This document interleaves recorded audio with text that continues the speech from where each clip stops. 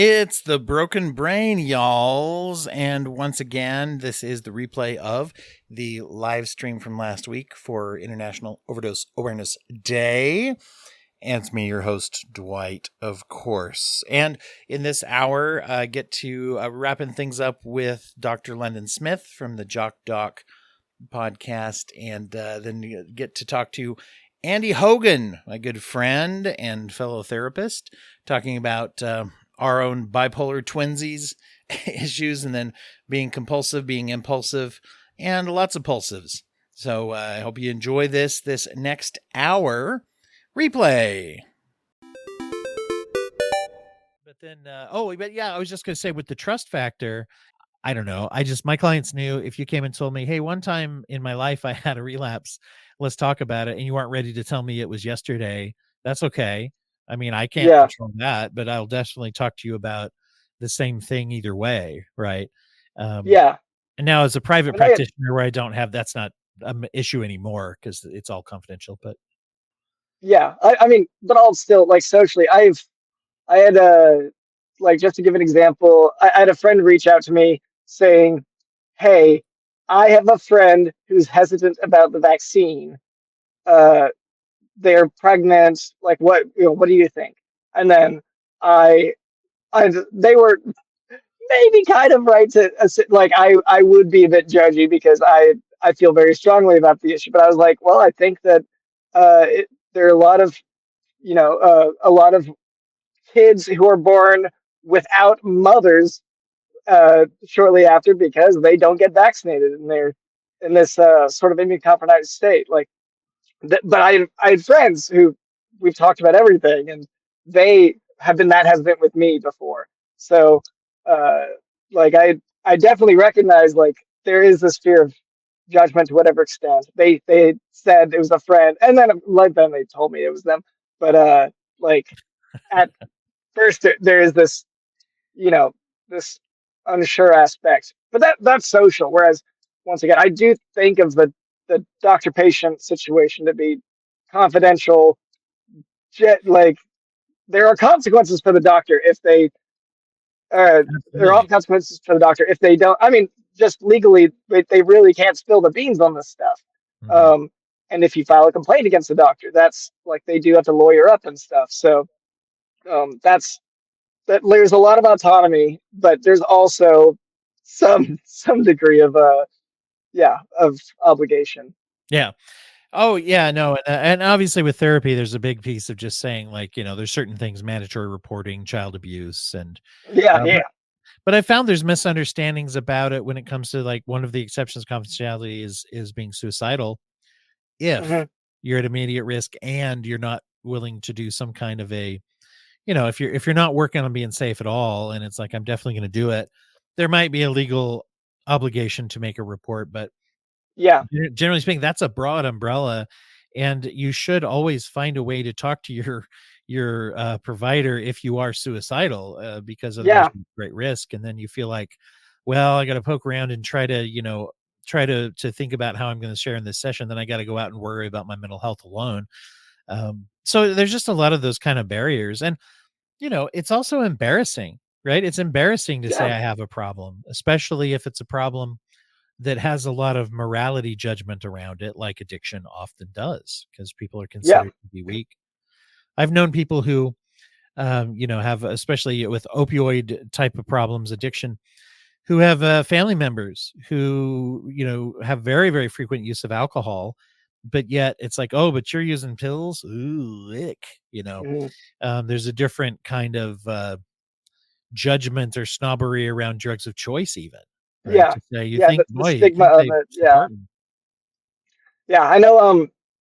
Just it also makes me think back to because it was last December is whenever I started to have symptoms uh, of depression, and so it just I thought it was COVID at first with how like it wasn't situational or anything. And then one of the biggest barriers for me, and once again, I'm the doctor. I have friends who I could text to say, "Would you write me a prescription?" And like hurdles Yeah. in that regard. We've had a little interruption in the Oh, line, but you're yeah. back now. Now you're Okay. back. Okay. See, I have less hurdles in that regard, but I still, what I'm thinking is, I don't want to make my friend make a call, and I'm not desperate to be vulnerable in this way. I feel miserable right now, and I know that, like, like it's just the social. It's not just the social aspect. It's the you're getting over your own mental. I don't want to have to do this. Uh, Yeah, I don't wanna do a thing either. You're right, it's like yeah, anything. I mean, there aren't there enough things I have to do?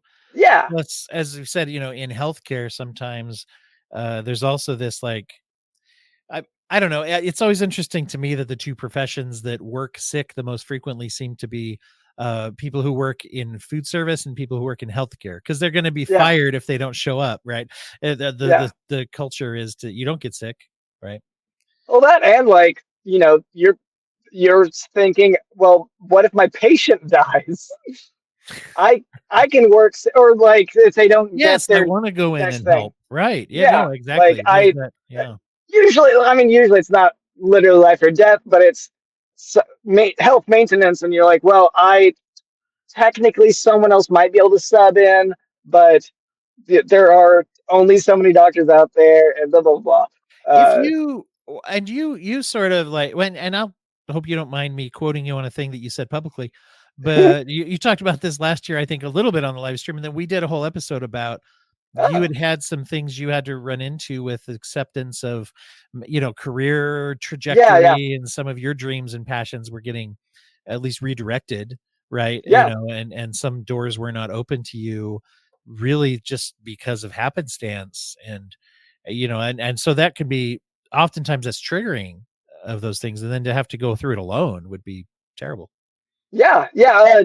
For me, fortunately, fortunately, the depression stuff did not hit at the same time as all that. But essentially, pandemic hit around the same time as I was graduating from medical school, and uh, it's hard to just the way, at least especially the way my brain happens to work. I focus pretty hard whenever I focus on something. So uh, that required 10 to 12 hours a day of studying, to do well on exams to move forward in medicine. And you have to take study breaks. You have to take days off.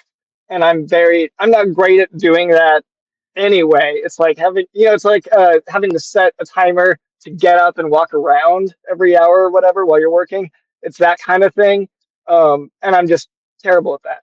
So I'd rather, like, oh, I can go 5 hours, and then I will be so hungry and thirsty and need to see sunlight. So during the pandemic, I you just I was so acutely aware of, and I said we're still in the pandemic, but during the height of it, uh, without the vaccines, I was so acutely aware of the dangers, and I was also in Texas, where many people were willfully ignorant of those same dangers. So or willfully just pushing against it.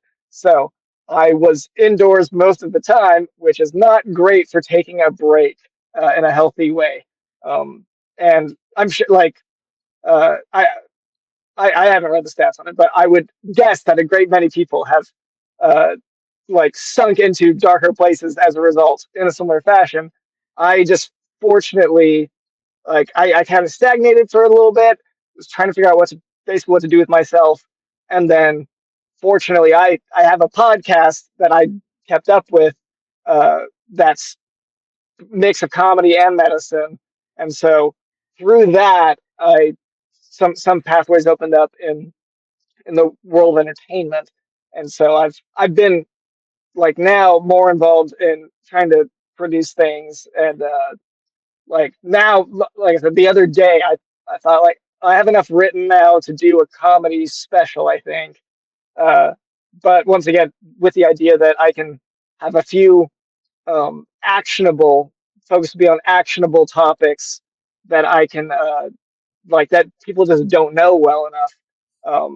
That, like, well, once again, a big one is stroke, because stroke is reversible. Having a stroke is, by the way, stroke is whenever you have blood vessels in your brain that get blocked off and then it's like a heart attack, but in your brain. So blood vessels get blocked off, part of your brain dies.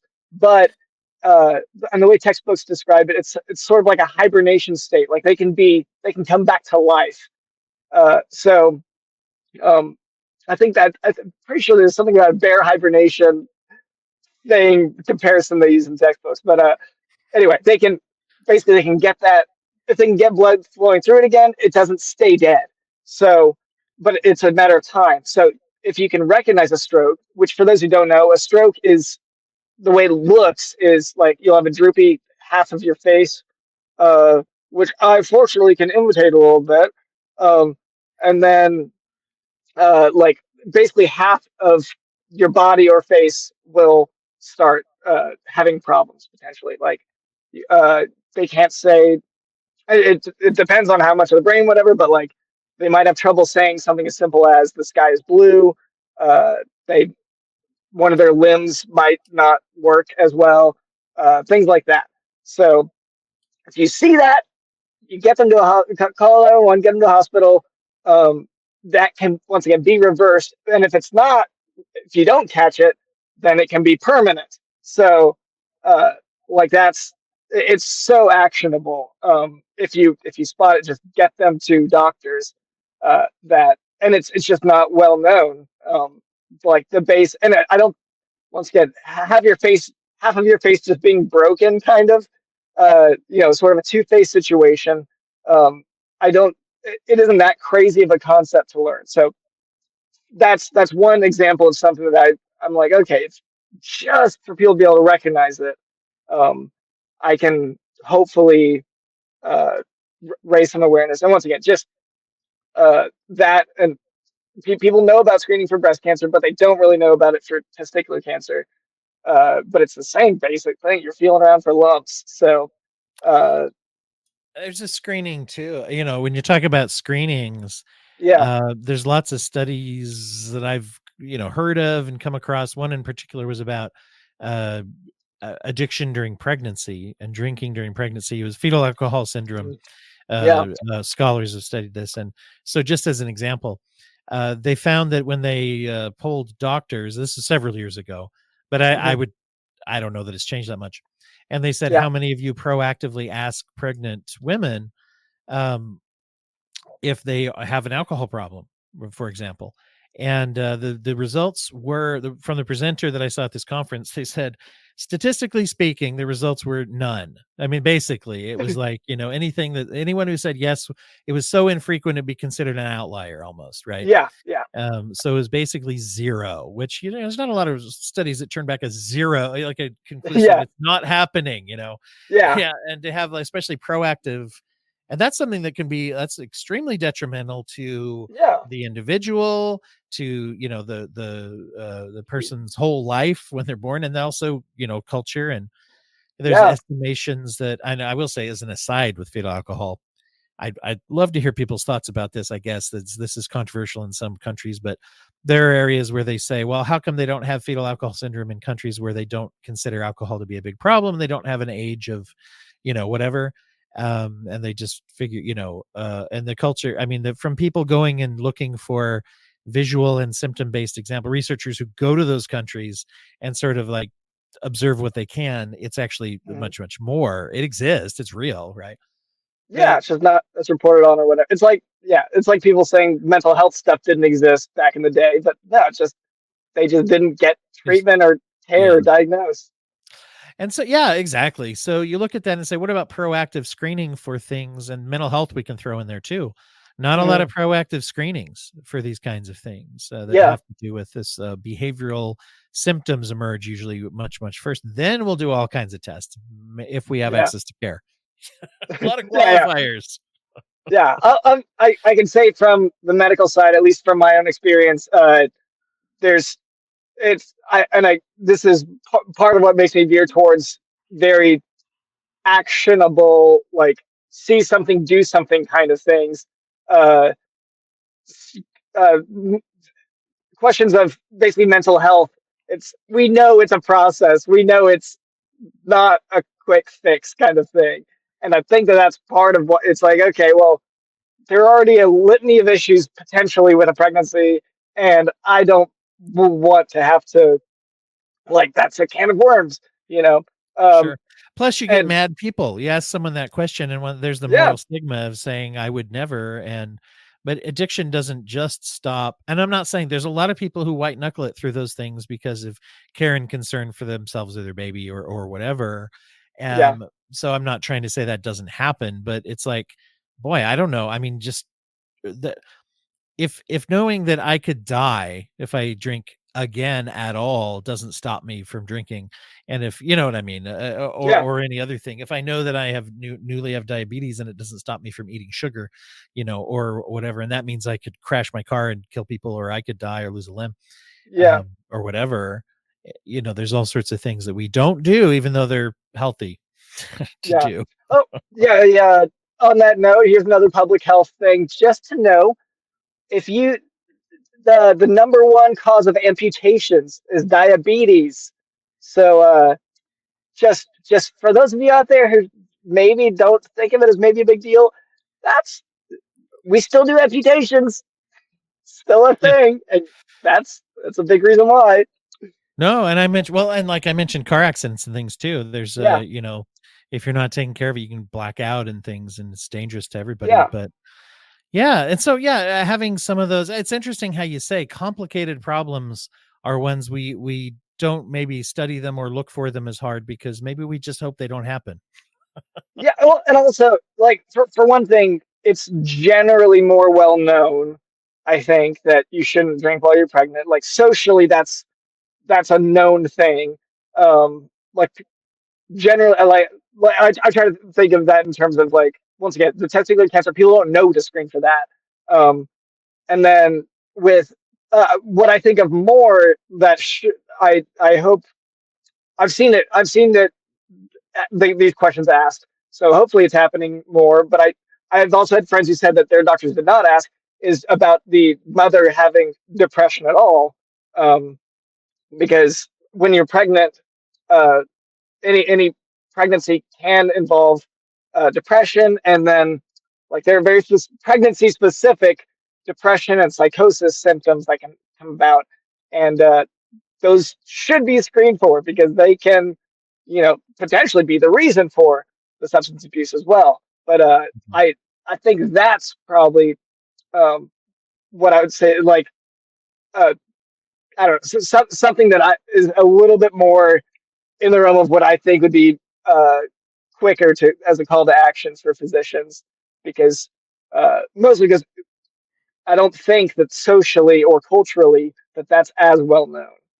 It's Um, interesting, yeah, the way that if you go in for psychiatric care, mhm. oh, and by the way, Chris says hi to Hi, London Chris. there as well. Glad to still have you in our audience, Chris. He was on earlier.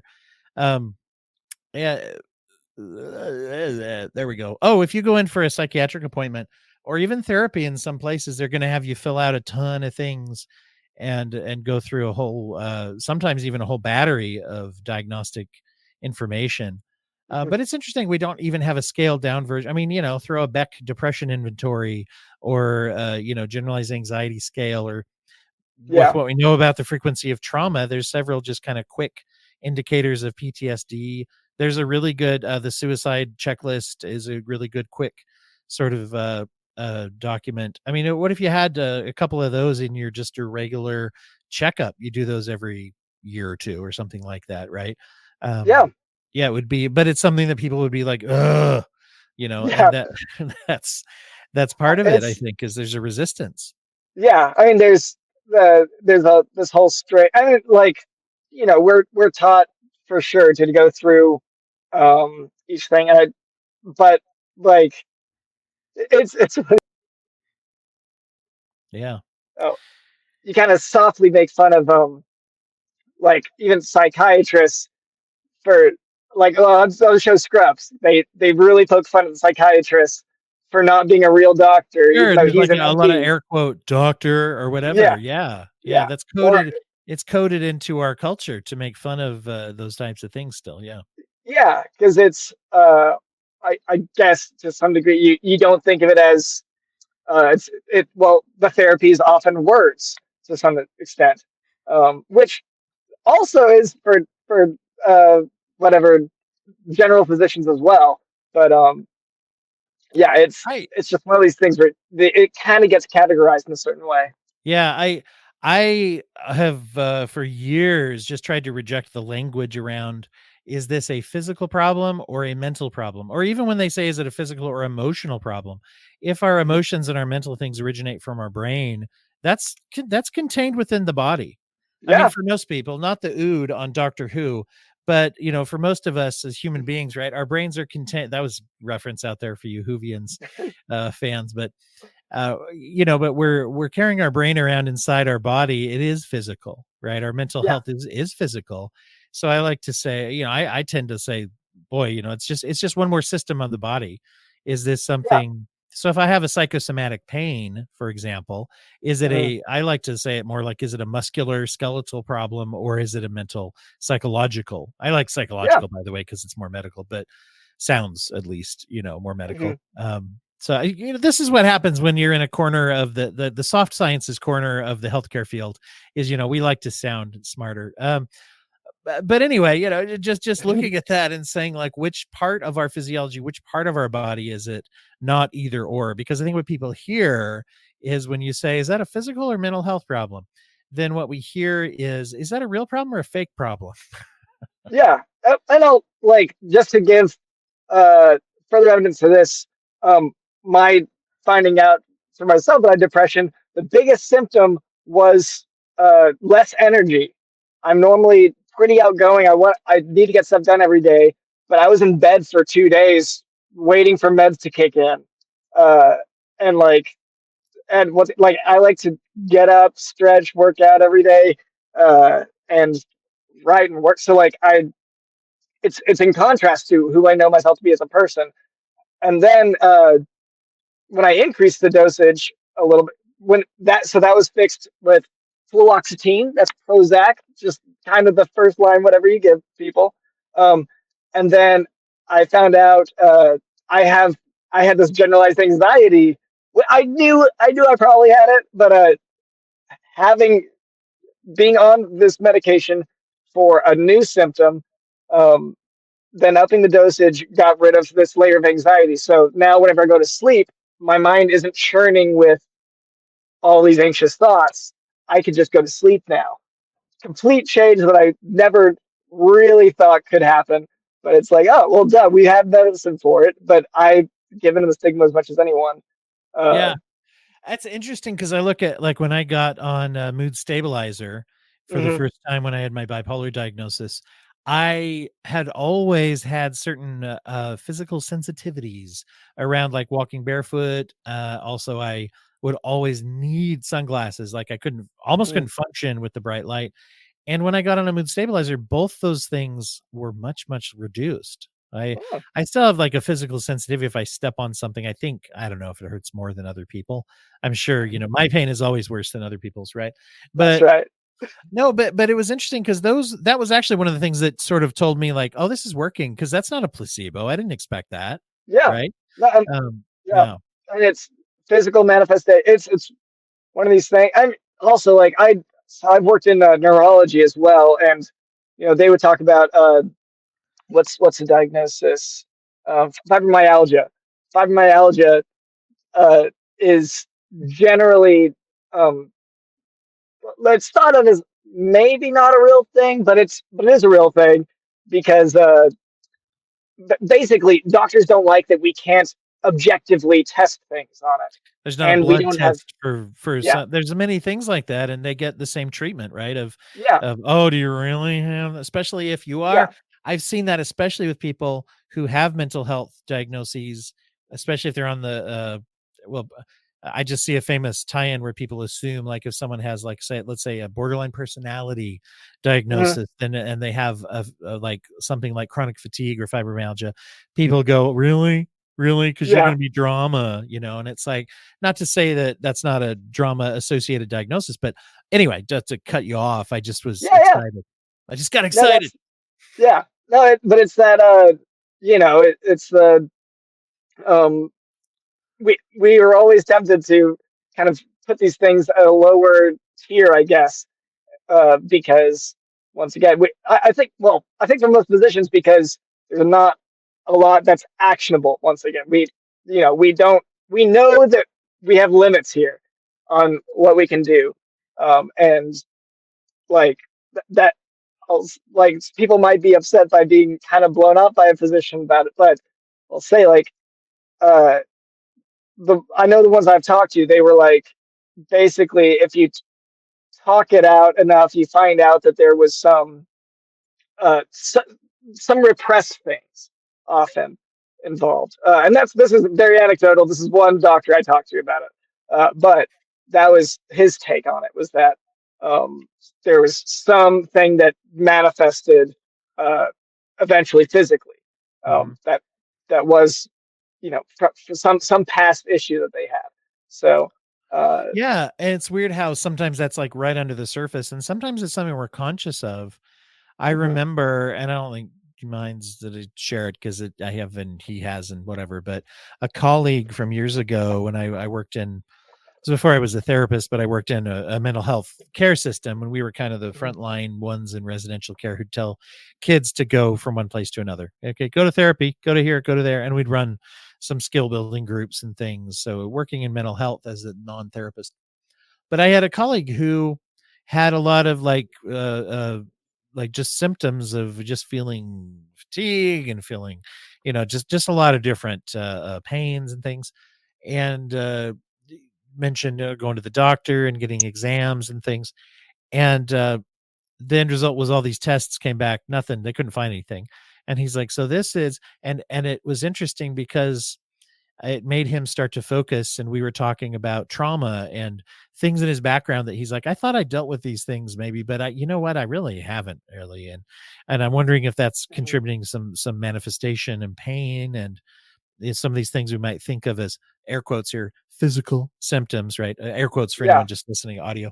But and making then having that, okay, there's a crisis point, trying to actually say I probably need to do some trauma therapy and some things. The really interesting Mhm. about this experience was that his glasses broke one day during all this, and he told me, he's like, yeah, he went to the eye doctor, and as it turned out, a lot of the symptoms were, it could be explained by that he had a way out of date diagnosis Yeah. of glasses, prescription of his glasses, and it actually corrected a lot of that. And so thankfully, jokingly, I think, but his response to that was, oh great, never mind, I don't have to go to therapy anymore. um and Yeah. but I think that goes to the point of saying, like, we're so eager to say, I don't know, this is going to be hard and hairy and scary, and Yeah. and those kinds of things that we stay away from. So it's hard to Yeah. embrace. This, this reminds me of and this is something very heavily tested for physicians, but like whenever kids are struggling in school, um, you have to check things like the eyesight and hearing, all of these things. Like there's you have to be specific in how you approach these issues, because it might just be, hey, get this kid uh, glasses or hearing aids or whatever. It might be that simple. Sometimes it might be, as we're saying, physical. Uh, that's causing the other issues. So, Well, they feed into yeah, each other, right?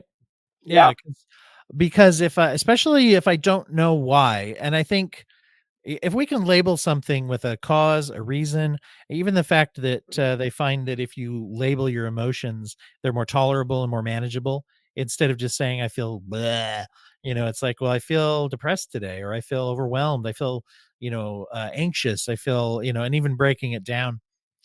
Uh, anyway, if we can name something, then it's more manageable. But especially if we mhm, don't, so this is where general health care comes in. And this is why I always say, relapse prevention has often less than we think of to do with avoiding drugs as it has to do with health management.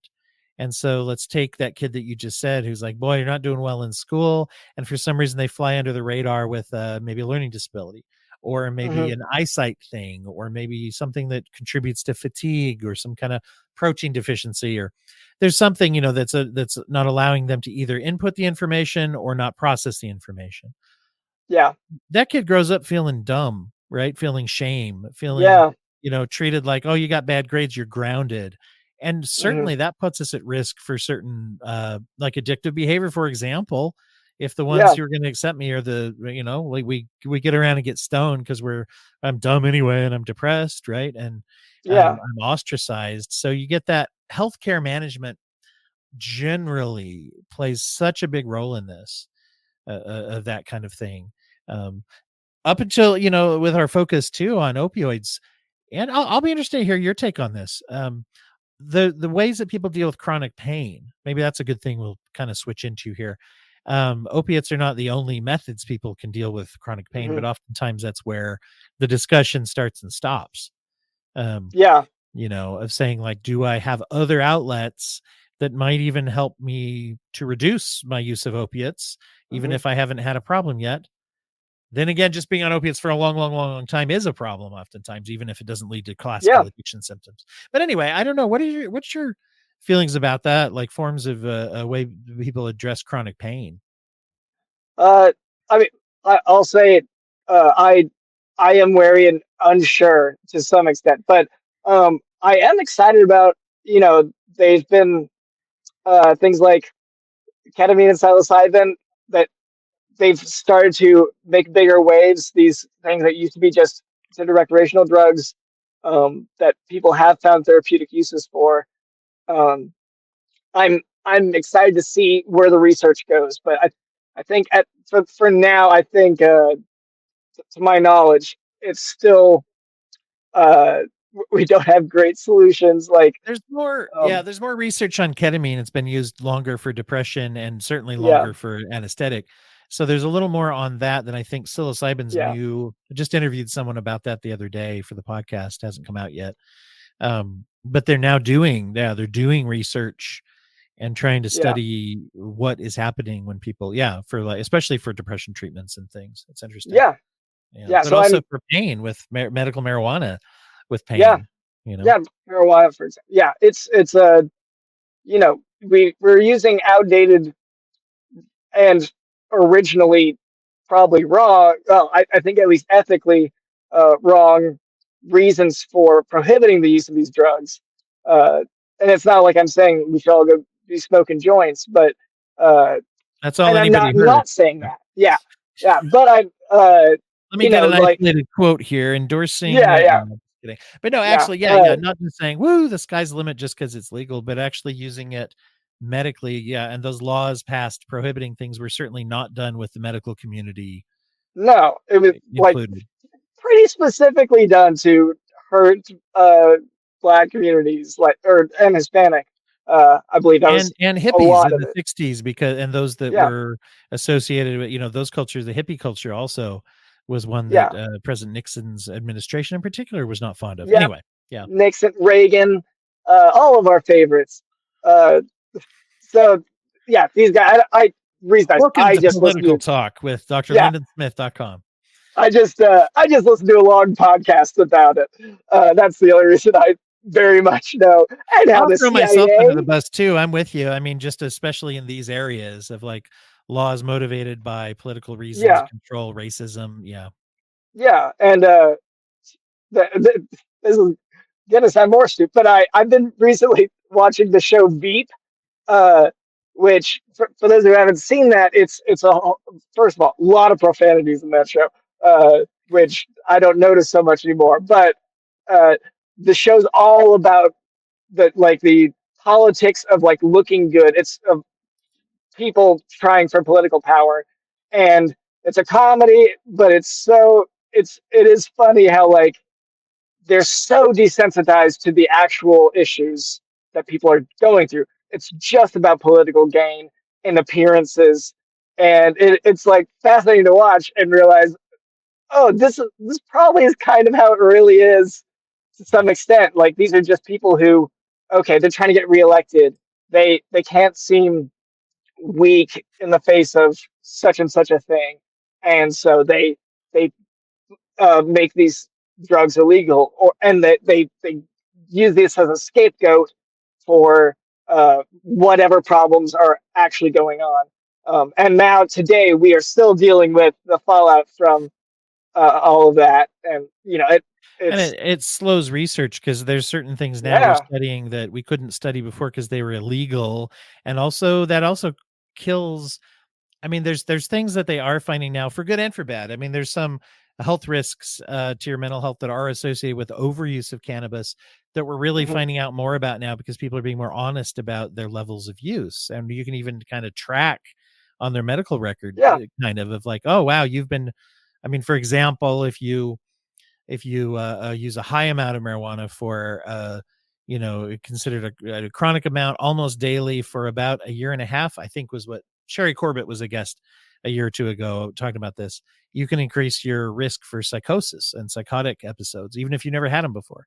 So we yeah, wouldn't know that if people don't tell us, right, and don't talk about it to researchers. yeah, And then again, you've got the pain relief question and anxiety reduction that is also unquestionably a part of why we're legalizing things, yeah, why we're hashtag legalize it nowadays. hmm Um, but anyway, yeah. So getting into how do we actually study what things do, and oftentimes we're not good scientists either in society or our own life. We don't want to see what's happening. We want to see what we want to see. yeah, because it's pretty boring to be a good scientist is one of the issues. Like to be objective and to uh, write notes about before and after. You got to It's do math. Yeah, it's really annoying. Like I try to take like I'm so trained in it that I do try to take a scientific approach whenever I'm say sick or whatever. But uh, I also am a normal person who will completely be blindsided by the most basic things, which I think, yeah, that I hope our listeners can relate. Yeah. Nope, nobody. It's just you, man. Yeah, Gosh, yeah, it's that's just one me. time that, with no, I think that it's that, well, and to that point, like the isolation also, Yeah, yeah, when we look at it too. And this is where some people actually, you get into how do we label things. And as we're talking a lot in the medical process, right? And I think people also don't not that it can't be useful to some people, but they don't realize that the term addict or the term alcoholic, there's not medical terms, right? We're talking about alcohol dependence. We're talking about opiate hmm dependence or yeah, addictive or addiction. Those are medical diagnostic terms. And then that gets us into saying like, okay, what are some of the associated conditions with our mental health and hmm things? Um, so those are terms that are used in hopefully in modern applications for treatment instead of saying yeah, like, boy, your problem is actually whether it's a moral problem or just a flaw in your, in what you're working with, sort of like yeah, inborn. How are you wired? Are you wired to have this problem, or do you yeah. just have this problem and we need to figure out why? The social is a bit, yeah, yeah. There's so many factors that make up a person and how they act in life. I have a thing I'm People gonna are share complicated. too, but yeah. Oh no, you go ahead. That helps me to find the thing I'm looking for. Sure. Let's see what you think of it if Yeah, I what can was I find it. saying? And it's got to be important, whatever it was I was about to say. Uh, Vamp. yeah. Yeah. So Jock Talk podcast. It's l- No, go for it. Go lately, for it. yeah, lately, yeah. This is jocktalkpodcast.com. I host it with my friend Cameron, and our big thing lately has been, and this is how we've been doing clips every week. We post we, people will comment on our TikTok posts, and the comments will be like, "What is this?" And then we will respond with a lengthy response to that and improvise a whole like story or anecdote of some kind. So that's if you go to our TikTok especially, which is at Jock Dog Podcast, it's very we're starting to generate a little bit of a fan base there because our feedback is so unrelated to the question.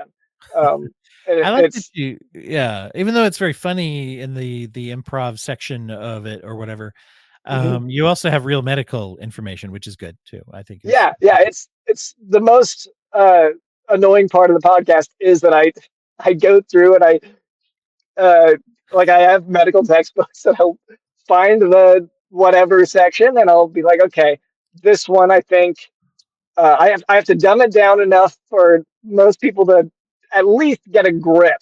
But I also want to make it advanced enough for medical students, which isn't that hard because medical students want it easy. Like they want it as digestible as you can get it. So I try to make it walk that line. And then Cameron, amazingly, every week finds a way to heckle me during and finds some in.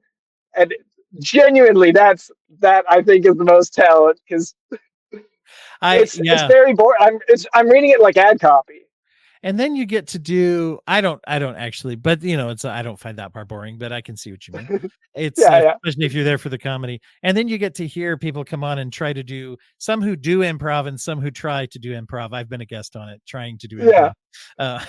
Uh, so I mean, I no, we've had very few guests who were like, "Oh boy," and just you me were then. I not one get of what you're them. saying. Oh, Yeah, yeah. good. Yeah, that's good No, to you've hear. been on more than once, which is a good sign. That's right. You allowed me to come back. Yeah, Let me pull this up. I have a yeah, quote here. Thank you for I love that you use the vamping opportunity to plug your podcast, which I yeah. by the way, anybody who wants to join, you can share whatever you have if you're kind enough to join. Oh yeah, and I haven't plugged for a while. If anybody who's watching, if you would like to be on the broadcast with us, we are a little more than halfway through now, I believe. And so, yeah. And so anyway, you can always go to dwighthurst.com/live and there is a link there to join and you can find links to watch, which hope you're already watching, but you can also click and join us for whatever amount of time you would want to, from 30 seconds on up. Take that off so we can read this. So I came across this quote the other day because I hear a lot of people talk about the addictive personality and you can get into genetic resilient factors and all this, but usually we just mean someone who is going to have an addiction. Is that's how it's used, right? So this is an Hmm. addictive personality is code for being highly sensitive and using external methods to regulate internal discomfort. And then the rest of the quote is feels more vulnerable, to put it that way, doesn't it? And for me, my takeaway when I read this was it actually not only more vulnerable, it might actually be useful in some ways. Um, Hmm. Vulnerability is not always interpreted as strength, I guess, but when I look at this, it's like, what do we mean when we say someone has an addictive personality? Sometimes it can be almost like a slam. It feels like of like, oh, you're one of those. You go over Yeah, there to Addiction Island, and that's where terms and labels can be divisive.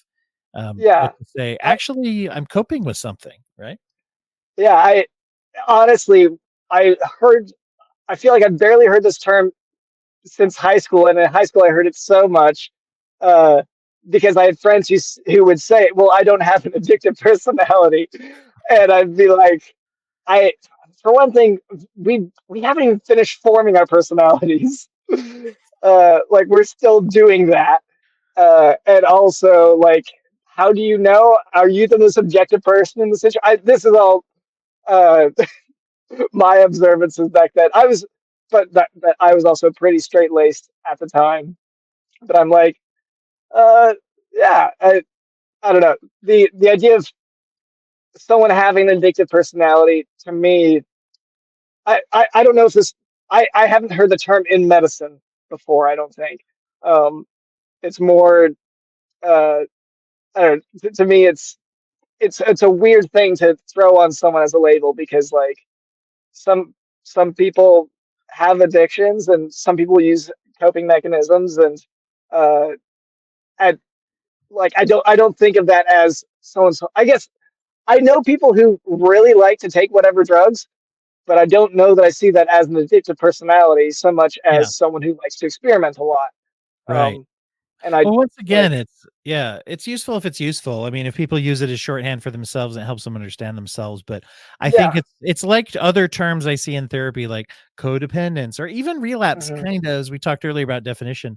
It doesn't have a clear meaning. Sometimes it's vague, and Yeah, oftentimes when it's used, especially to throw it at someone else, then it's not as helpful. Oh, yeah. Isabel, sorry to lose you. You have to go to work. Bye.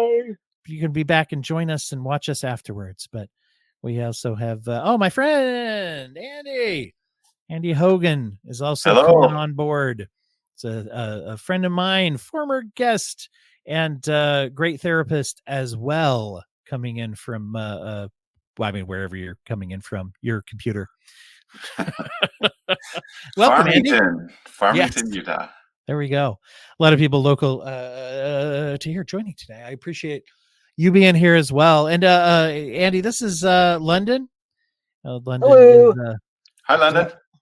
London is a doctor and comedian, host of the Jock Doc podcast, and also, oh, and I should say, London, this is Andy. I just said he's a therapist, but a friend of Yeah. mine used to share an office space in an office suite. Used to do the social skills group that I still do with us as well when Mike was part of it. So That's right. You're yeah. still doing it. Good to hear. Oh yeah. London, I cut you off. I should just make that a business card thing of like, I Yeah. cut London off. I do it a lot. Well, don't worry. I don't remember what I was talking about. Had to have been important. You're Had to saying have I been was important. right. I was right to cut you off. Yeah, I probably. That's almost always the truth. That's just a side note. Uh, I think it started in college when I started to notice I would monologue a little bit and people would shut up and listen, and I hated that. Now I see it as a pretty nice thing sometimes if say I'm saying something important, but I rarely was for a lot of my life, and like I prefer the cutoffs. Anyway, that was another one of those monologues where There we everyone go. shut up for it. So I like that great. one though. No, see, that's why I didn't interrupt you that time. Yeah, It's all approval thank on my you. part. And Andy, one of the things that you had been on, we were talking a lot about co-occurring things, and Andy and I are bipolar bros as well. In that club. That's another T-shirt idea. Let me see. I write that down. Yeah. What was the one we had earlier? Let's schmo. Not Yeah, very there we go. inclusive to the rest But of us. but we'll work on Whatever. other alternate Yeah. alternate diagnoses and alternate things. There we go. All right. We'll talk offline. But for merchandising purposes. But anyway, we're talking about Yeah. kind of Get co-occurring or that merch. comorbid things. Exactly. But oh yeah, to talk about some of those triggers. We were talking about general health things of kids who even just as simple as having eyesight issues in school and how that can make them feel separate.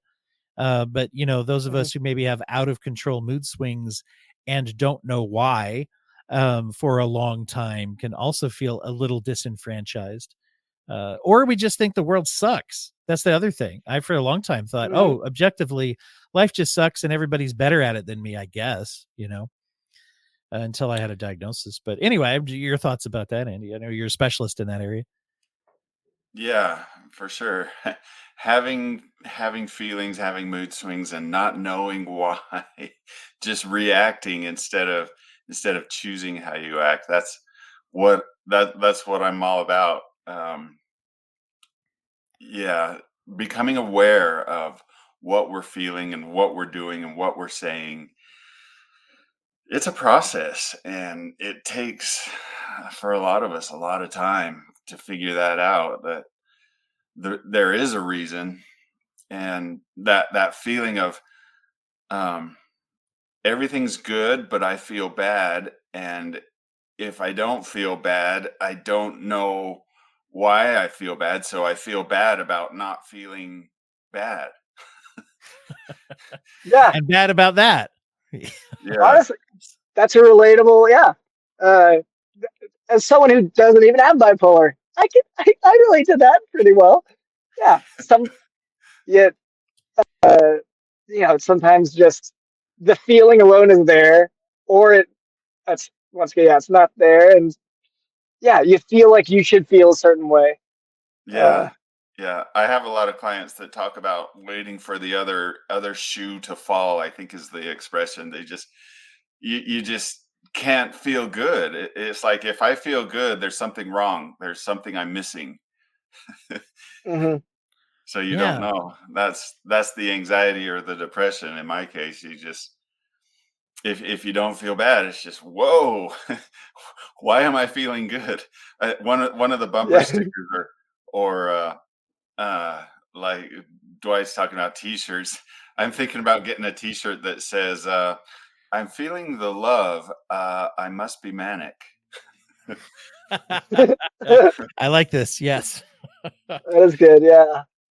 Yeah, that that goes into as far as one of the other risks I think we see that also increases overdose risk as well as other health care issues is that we do tend. I'm going to springboard off your joke here to take it way more seriously than it's meant. But the over pathology. Am I? I'm experiencing it's just like what you said. Do I feel that way about myself? And I think in addiction, unfortunately, even treatment circles, sometimes we're taught to identify with the over pathologization.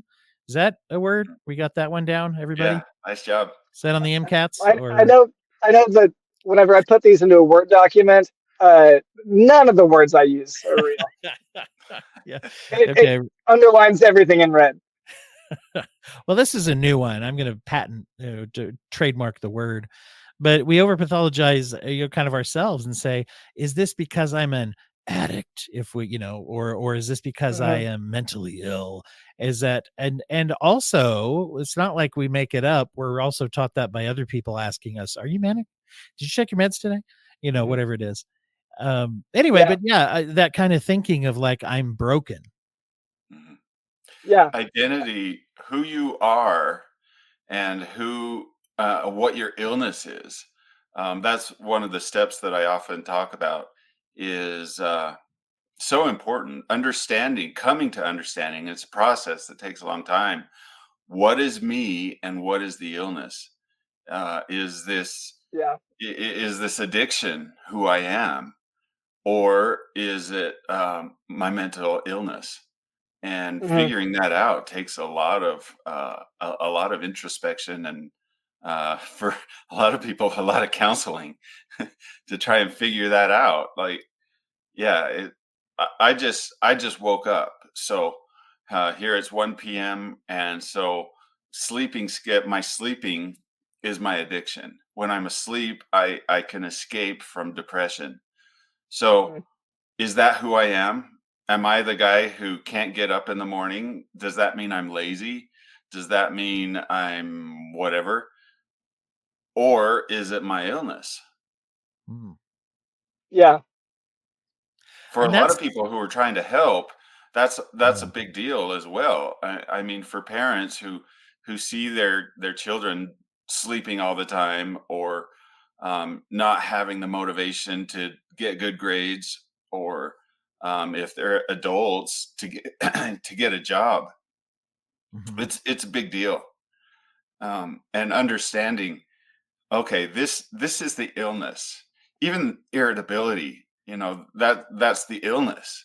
Hmm. This person mad all the time, it's not who he is, it's what he has. Mhm. Yeah, it's an interesting thing. I know I really like the modality IFS, which I talk about a lot on the show, internal family systems. And part of it is just because of the philosophical kind of orientation around doing, they call it parts work a lot of times, where it's like we qualify whether it's symptoms or just emotions as parts, and then the belief, the underlying philosophy anyway, is having a core self. This is sort of like if anyone knows the inner child, except it's like kind of amped up version of that, to where it's like we have a core self internally, and then we have these emotional reactions and we relate to them. I mean, if you do pure IFS, it's like you basically relate to them and have a dialogue, right? That's what the intervention Mm, strategy a lot of times. But I find even just the concept of separating in this into, well, this is a part of me, and it's different to say a part of me is saying I need to go to bed. Now, whether I do it or not, it just calling it that, of saying a part of me is telling me this. I think it helps. I find anyway, it often helps to structure it that way because it's not I'm lazy or whatever, right? It's like, well, maybe a part of me, I don't want to call it lazy, maybe even, but if there's a part of me that tells me to be lazy, if I want to call it that behaviorally, whatever it is, it's healthier sometimes to have a little separation of that. There's a part of me that wants to get high today. There's a part of me that's really afraid of withdrawal. Now, maybe I can't avoid that today. Maybe it's not safe and I don't have a way to get out of it, but that Hmm. part is motivating me. It's not who I am, as you're saying. right, Right, it's not who I am. Well, and radical acceptance is the part of we accept all of it, and Mhm, we try to become good with all of it. We become authentic. I think that's a big part. mhm, Is okay. So, yeah, this is this is me waking up at 4 p.m. Um, for my life, I mean, with my relationship with my wife, um, that's something that she's had to accept. Like when say we go on a vacation up camping somewhere, and I'm asleep until late in the afternoon. She just gets up and goes on a hike or goes and does something, and and then when I wake up, then we do stuff together. It's part of who I am, and Hmm. just we've just kind of come to accept it and live with it instead of feeling shame, feeling guilt all the time, which just makes that spiral of depression ever worse. mm. So you find for this, the strategy you kind of embrace it with is accommodation? Like accommodating it into your life and well and as you just said, acceptance, right, obviously. Um, Yeah, there's a balance of needs in the needs of people when you're trying to help someone with mental illness. And on one extreme, you have um, complete acceptance, like giving in, like, okay, this is just how it's going to be, so I'm just going to accept it. And that's one extreme. I'm going to be patient. I'm just going to say, okay, this is the illness. This is something that's not going away, and we just 100% accept it. That's one extreme. The other extreme is kicking him in the butt. Get up, get out of bed, get going. Hmm. If you don't, it's going to get worse and worse and worse. Yeah. So you have acceptance and you have a kick in the butt on both extreme, and there's this constant effort to balance what we need. Because if we completely give into it, I mean, I've gone to bed as early as 9 a.m. Like stayed up all night long, clear until 9 a.m. before I finally go to sleep, because that's um, when I try to sleep is when I have mania, and so it's hard to sleep. So if I completely accept that, it just gets later and later and later when I go to bed. And then that means later and later and later when I get up. mm. So um, sometimes the need is I need someone to say, okay, you got a awesome podcast, so get your butt out of bed and be there. And Yeah. and and then the other extreme is okay, I'm going to accept this and I'm going to allow myself to sleep in. It's a balance, right? Because yeah, Right. is there trying to route and this goes back to I think a very important point, which is finding the healthy version of whatever's happening.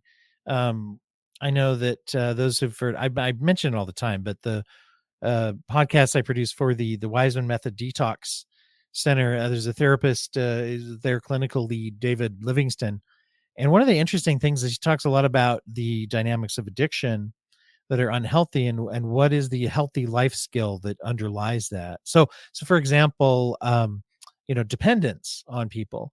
Dependence is something that we often talk about once again negatively, but it's actually a life skill. How do I appropriately depend on people the right way? Hmm. Right, interdependence versus codependence, but getting to the fundamental, it's still dependence. It's like, how do I open that up to other people? How do I project in a way or try to suit my needs in a way that's actually healthy and health affirming, instead of just saying like, oh, I do this because I suck and I got to stop it, or I do it because I have addictions, or I do it because I'm bipolar, whatever.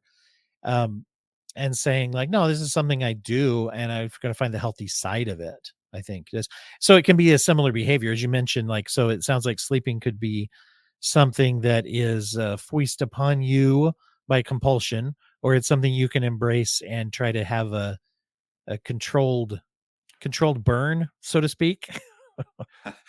I often uh, think about as I try to find that balance, what you're talking about. I think of the saying, um, "There's two ways to love. We're talking about relationships and codependence. Um, do I need you so I love you, or do I love you so I need you?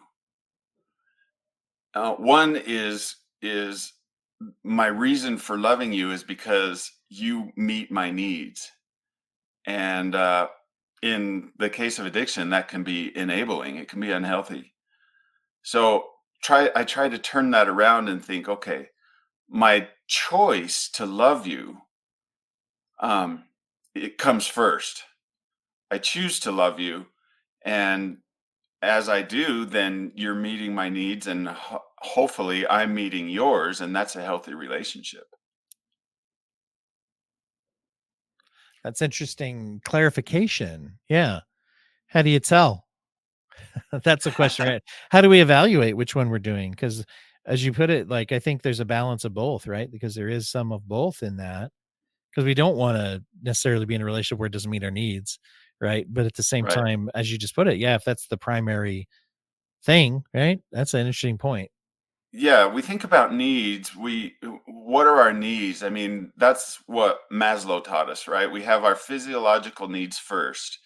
Um, maybe I'm having these symptoms because I'm hungry, just hangry, right? I have these physiological Hmm. needs. Maybe that's the whole problem.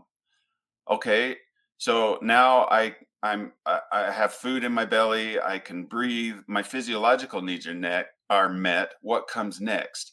Well, next is our need for safety, and that's a big one because if we have abuse as a child, or we have um, trauma, uh, PTSD, or and this is it can be the source reason for our addiction, for our escaping. We're escaping the pain of that, and maybe it's mental illness, maybe it's just depression. There's no reason other than it's just depression. Whatever it is, we don't feel safe, and so in our relationships, if we have these memories that are driving our behaviors, everything we see, our life views, our perceptions are all driven by, am I safe? Am I safe with you? Are you going to hurt me? Um, then it becomes where our reactions, the things we do, are because we're afraid. We don't Mhm. Yeah. have the need for safety being met. And so a lot of people live life reacting to fear of getting hurt. So the goal of therapy in that case is to find those memories of pain, help them heal, change those memories to memories where they feel love instead of pain. And Okay. that's the goal of therapy. And love is the need that's just above safety, love and acceptance. So in relationships, as we try to move from reacting to fear with fight, flight, or freeze, that's the part of the brain that's reactive. We're not thinking about what we're saying. That's why when we argue, we're like, man, I can't believe I said that. That wasn't really me. That was Mhm. just the tequila talking, right? That's reactive. Yeah, We're when not we're in thinking that, about it. that limbic system mode, the fight, flight, freeze, or sometimes now they're tacking on the 4th one, which is fawn or try to win approval or Yeah, something, fawning. And, Yeah, it's interesting because I think of it as battlefield thinking because they say psychologists say that we have about 15 to 30 seconds worth of planning ability, worth of like understanding of cause and effect, and so like on the battlefield, we take a shot at someone and then may feel guilty the rest of our life later, right? But in the moment, it's important for survival that we're able to fight back, Hmm. and it's interesting because, substances and when we're activating those bits of the brain, part of the thing we're doing is we're putting ourselves more frequently into that, right? Both because 'cause we're more anxious, but also chemically that can activate that part. right. We're afraid of the pain, and we're reacting to that fear. Fear is the thing that we're reacting to. So coming back to relationships and meeting each other's needs, um, we start to recognize the need we have is really love. And I feel safe when I choose love over fear. If I'm reacting Hmm. to fear, then I'm creating an environment that feels scary. It feels unsafe. And so I'm reacting to my fear. My fear triggers the other person to be afraid, to not feel safe. And now we're both just reacting with fight, flight, freeze, or the new one, fawn, that we're talking about, which, by the way, definition is I just do what you want. I give you what you want. I fawn. That's called fawning, and it's also a reaction to fear. Acquiescing doesn't start with an F, so it doesn't get in there. So Yeah, Yeah. yeah, I'm gonna take off, but it's good to know about fawn. Did not know that that was a thing. yeah. thanks. Fight, flight, freeze, or fawn. One more to remember. Mhm. Yeah. Thank Yeah. Nice you, to meet you, London. London. Yeah. Yeah, and Nice to keep meet us in you. the loop. Keep your Jock Doc podcast. People can tune in there for medical knowledge and hilarious improv. Go back and dig up the episodes I'm on, or don't. Maybe don't. But definitely listen to the current ones. Whichever. Yeah, have and keep us in the loop when you're doing some of your comedy stuff too. Keep me in the loop. We'll Yeah. we'll, Yeah. we'll highlight For it for sure. you. So thanks. Okay. Cool. Thanks. See ya. See Take ya. care. Well, but anyway, yeah, looking into that, I think that one of the things that's hard and that once again puts us at risk is when we do get into sometimes a relapse craving or some of those kinds of things. Um, we go into that mode, right? Where I'm trying to now solve. I am in crisis. I have a legit crisis because of those feelings, cravings, triggers, withdrawals physically, often with opioids, and then my long-term judgment is now impaired. So it's not only while we're actually high or intoxicated that our judgment is impaired, right? And Mhm. when people are, I think it makes more sense, especially when we look at behaviors that we look back on and say, oh, that behavior was not good. That is not me, and I feel ashamed for having done that. We judge ourselves as if we were doing it with our full faculties instead of doing it with a 15-second planning dynamic, right? Yeah, yeah. Understanding how the brain works, and that when we're thinking with logic, we're able to consider other people's feelings, we're able to listen. All of that happens in the front of our brain, in the prefrontal cortex.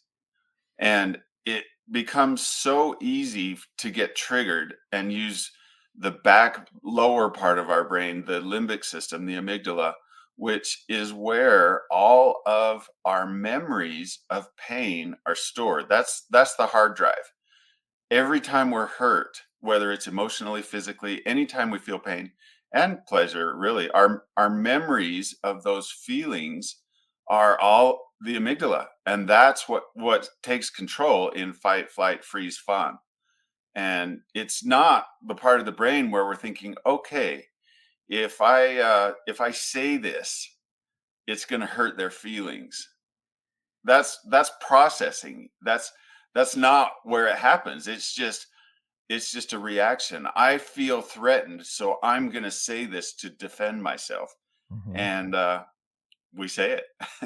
There's And then later, when we think about it, when we're back in that part of the mind, we regret it, because then we can consider the consequences. We can think about what happened. I find that that permeates into sober. Once again, going back to our whatever definition is, when we are sober, when we are functioning and we're engaging with our life and we're healthy. That's why I think the further we get from a time where we did the things, whatever our drug of choice was, whether our addictive coping was, or multiple things, if I've been healthier for a longer time, those things make less and less sense also because now I'm functioning more, with all my faculties. And I think one of the risks there that I see is the shame perpetuates to where we say, oh, I was such an idiot back then, Mhm. or that's back when I was, fill in the blank self slam that we want to put on ourselves. Right. Um, and that whether or not that leads us to relapse, it definitely, there's relapse is not only going back to the drug. Relapse also takes us back into some of the patterns that we had that contributed. Even if we never take another opiate, but I feel terrible, like I'm awful, then that's still impairing my health and my quality of life. Yeah, the relapse, for me, relapse just means you're still feeling the pain and you revert back to that same escape behavior. It's the only way that you know how to stop feeling that incredible pain of shame. And it's that cycle of, I screwed up again. I'm a piece of crap. I'm no good and I feel worse than ever. So I'm going to do this behavior so I don't feel it. Even though, Mhm. and this is where we know what is right, we know what we're supposed to do, but the pain is so strong and the brain is switched to that. I gotta flight, I gotta get out of here, I gotta flee, I gotta get out of this pain, it's too much, I can't bear it. So relapse, boom, and it's that Mhm. vicious cycle of relapse, and then after the high, after the escape, and you come back to reality, then there's the shame and the promises, I'm never going to do it again, and the desire. And then for a little bit, you do it, but then something comes up that triggers that pain, and boom, you relapse. And now you feel shame. So it feels worse than before because I screwed up yet again. And so I relapse, and it's worse. Yeah, It's absolutely. just a vicious cycle of shame and relapse to escape the pain of the shame and more shame. Hmm. Breaking up that pattern then becomes pretty important. I was gonna put this Yeah. here. Here's a banner. This is a resource I like. You mentioned radical acceptance, which is a form or a skill within dialectical behavioral therapy. One of the things I like is dbtselfhelp.com. You can also go to dbtselfhelp.org, whichever one you enjoy typing more. They have both of them registered, but it's basically a volunteer organization where people who have gone through dialectical behavioral therapy. And one of the things that's good about this for recovery and really just anybody is DBT was sort of invented and come up to for situations where people have high or risky emotional reactions and mood irregularity to where we Mm, cope with things, and addiction is one of those things, those coping skills. So it's not an addiction treatment per se. It's meant to be a mental health treatment that helps us. So a lot of it is, and one of the things you can do by going to the site is you can see lists and descriptions and even lessons if you're somebody who's in a position to teach, like a therapist. This is a great resource. And the thing I like about it is that it's written and maintained by people who have been, whether or not they're professionals, they have been through DBT treatment. So but that concept you mentioned of radical acceptance is a piece that we have to face. Even just to say I have a problem is a form of acceptance, and mhm. to say I need to get treatment and help and support, that's acceptance, right? And And I that's often the hardest part. absolutely sure. Yeah.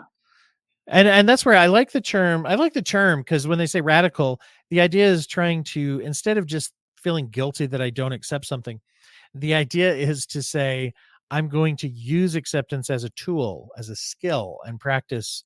And once again, if you look up radical acceptance, there's some steps that they would recommend of trying to embrace it, both philosophically and behaviorally. Um, but just saying like I'm going to use this, right? I think it's a great example of turning something that's easy to be feel like a weakness. I can't accept this about myself, and saying, "Well, I'm going to actually use the concept and the practice of acceptance, aggressively as something that is going to hopefully protect me from harm in a way, right? That I'm going to run into."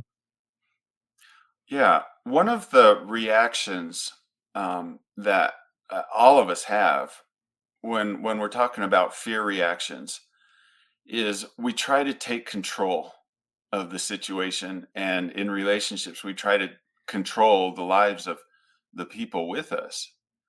And that's, I believe, the number one reason for split ups is who gets to make the decisions on what's okay and what's not okay. what's good and what's bad, what's safe and what's not safe, who gets to say. And um, if so the question is, how do we not be controlling in our relationships, right? And the answer, well, one answer is, I believe, to give up control. And the way to do that is to accept this problem is inside me. This problem isn't the other person's behavior. What my wife's doing or what my wife's saying isn't the problem. I don't need to control her and make her not do what I'm afraid of. Hmm. Instead, I accept, okay, this is me. This is, or this is a part of me. This is my illness with mental illness, and accepting that. It's pretty radical if you do, because it's so hard. Giving up that control and accepting, okay, the real issue here is what I'm feeling. It's this mood, and accepting that gives up my reaction to control the other person. And Yeah, in doing that, you heal the relationships. You stop being a controlling person. it's interesting because with control, we use that once again our concepts. I hit this all the time, right? Our concepts of what is controlling. We think of that as only like a narcissistic, aggressive, like a bad person. And so, therefore, if I catch myself being controlling, that is now what I think I am, number one. Mhm. Or Right. number two, I get into denial. So, well, I'm not controlling. But addiction goes hand in hand with this control because I'm trying to control my feelings in a way that I can't. Going back to that pamphlet I mentioned earlier, the pamphlet that the drug use tries to put out there. It's like, use me, I'll help you. It's like, actually, the front page is on it is true, it works, until we flip inside and see, oh, and now it's going to cause problems, right? And cause pain instead of just help us sort of try to escape from it. One of the things too we talk about with opioids in particular is they're obviously prescribed as painkillers, right, or pain medication Mm. for usually muscular skeletal, pain or something chronic pain condition. Um, and also when people are on opiates or heroin use for a long, long time, one of the things that we discover coming off is that medically speaking, sometimes other health problems have developed either because of the medication or just because of age also. And we get off of that and now we are experiencing, and we may not have been experiencing or noticing them because of the constant ingestion of a chemical painkiller. And it's like Mhm. all of a sudden I got all this pain that I didn't have before, and it's like, boy, now it feels worse than when I was using, kinda, in a way, even if it's healthier. And then the acceptance. So the acceptance plays a role in that too. I have to engage in managing my health in ways that I didn't think about before. Now, it's healthier because maybe the problem was killing me slowly and I wasn't addressing it, or obviously the drugs were killing me, but do you see that with people with that difficulty adjusting to life without the drugs in that way with health problems? Oh, yeah, yeah. With medication, um, there's the constant question of, is the medication helping me more than the side effects are hurting me? Absolutely. And um, that's something anyone, whether it's addiction or mental illness or whatever reason for medication, painkillers, you, Yes. you have to consider, because there's no magic pill that you take this and you're better, your addiction's cured. You take this, you chew this gum and you don't ever smoke again. It's not a magic cure. You have benefits, and the science of that is, well, try this and see how it works. Patent So pending on that gum. That's going to be on our merch store too, not just the t-shirts we've thought of so far. Uh, yeah. hey, Right. So oh, you're yeah. you're Oh, go you're ahead. Finish that you're thought. trying to accept, okay, is this beneficial for me, or is the side effect so bad that it's worse than the benefit? Yeah. And that's something we talk in counseling a lot about, is how is the medication working? How are you feeling? What side effects are you feeling? Are you able to accept the good over the side effects, the bad of the side effects.